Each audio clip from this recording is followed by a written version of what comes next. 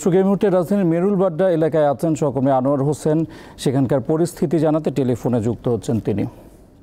আনোয়ার, মেরুলবাড্ডা এলাকার পরিস্থিতি কেমন দেখছেন জানাবেন।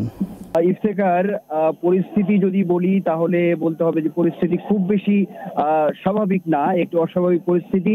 এই মেরুলবাড্ডা রোড, অর্থাৎ আমি আছি ঠিক এই মুহূর্তে রামপুরা ব্রিজের ঠিক উপরের যে রাস্তাটি আছে, আর সেখানেই এই মেন রাস্তার পাশেই হচ্ছে ইস্ট ওয়েস্ট বেসরকারি বিশ্ববিদ্যালয়। অর্থাৎ বেসরকারি বিশ্ববিদ্যালয়ের শিক্ষার্থীরা কিন্তু আজকে একেবারেই সর্বাত্মক যে কমপ্লিট যে শাটডাউনের যে কর্মসূচিটি ছিল আন্দোলনকারীদের, সেটিকেই আসলে বাস্তবায়ন করতে কিন্তু তারা আসলে মাঠে আছে এই মুহূর্তে। আর আপনি নিশ্চয়ই কিছুটা ফোনে হলেও শব্দ কিছুটা হয়তো আপনি শুনতে পাচ্ছেন যে এখানে আন্দোলনকারীদের যে স্লোগান, আর একই সঙ্গে এখানে আইন শৃঙ্খলা রক্ষাকারী বাহিনী অর্থাৎ পুলিশ সদস্যরা কিন্তু এখানে আছে। অর্থাৎ দুটি পক্ষ এখানে কিন্তু আসলে মুখোমুখি অবস্থান করছে, এটা কিন্তু আমি আপনাকে বলতে পারি। আর এখানে যারা শিক্ষার্থী আছেন, আন্দোলনরত শিক্ষার্থীরা, তাদের পক্ষ থেকে বিস্তর অভিযোগ দেওয়া হয়েছে। তারা বলছে বিশেষ করে এই রোডেই, মেরুলবাড্ডা রোডেই কিন্তু ব্র্যাক বিশ্ববিদ্যালয়ের যে ক্যাম্পাস,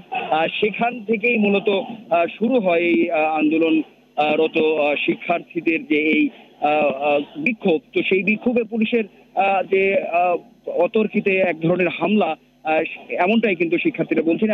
আমি নিজেও দেখেছি এখানে কয়েকজন শিক্ষার্থী বেশ আহত অবস্থায় আমাদের সামনে এসেছেন, কথা বলেছেন। তো এখনো একটা উত্তেজনা অবস্থা কিন্তু এই রোডে, অর্থাৎ এই রামপুরা হয়ে মেরুলবাড্ডা বা নতুন বাজার, এই যে মোটামুটি যে রাস্তাটি আছে, এখানে কিন্তু মানে এক কথায় যদি বলি যে শিক্ষার্থীদের মানে যে আন্দোলনকারীদের যে বিক্ষোভ, সেই বিক্ষোভটি কিন্তু অব্যাহত আছে। তারা কিন্তু একরকম মাঠে আছে, মারমুখী অবস্থায় আছে, লাঠি সোটা নিয়ে আছে। অন্যদিকে পুলিশেরও অবস্থান কিন্তু একেবারেই মুখোমুখি, আমরা বলতে পারি। রামপুরা ব্রিজের কাছাকাছি আমি আছি, তো সেখান থেকে কিন্তু সাউন্ড গ্রেনেডের শব্দ পাচ্ছি আমরা।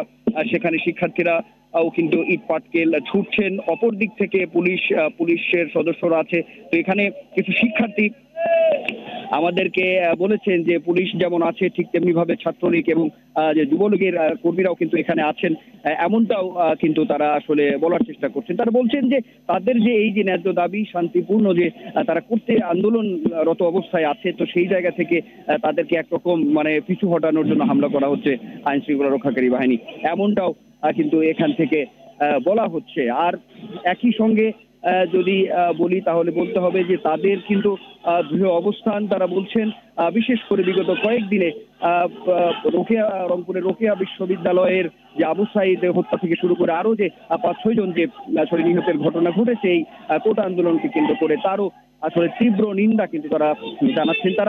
তারা বলার চেষ্টা করছেন যে এই বিষয়টি যদি সুরাহা না হয়, সুষ্ঠু সমাধানের পথে যদি আসলে সরকার না যায়, তাহলে তাদের যে এই আন্দোলন তারা এখান থেকে তারা সরে দাঁড়াবে না কখনোই। তো সব মিলিয়ে যদি বলি ইফতেখার, তাহলে বিশেষ করে ঠিক এই মুহূর্তে যে এই Merul Badda Rampura bridge, east West ইউনিভার্সিটির সামনে, ব্র্যাক বিশ্ববিদ্যালয়, কানাডিয়ান ইন্টারন্যাশনাল ইউনিভার্সিটির সামনের যে অবস্থা, এই রাস্তার যে অবস্থাটি আসলে একটু অশান্ত একটি অবস্থা কিন্তু এখানে বিরাজ করছে।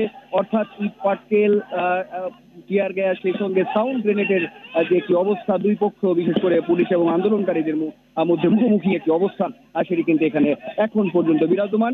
সময় একটু গড়ালে হয়তো আমরা ইফতেখার আপনার মাধ্যমে আমরা হয়তো পরবর্তী অবস্থার পরিস্থিতি অন্তত পক্ষে এই এখানকার অবস্থা জানাতে পারবো। ইফতেখার।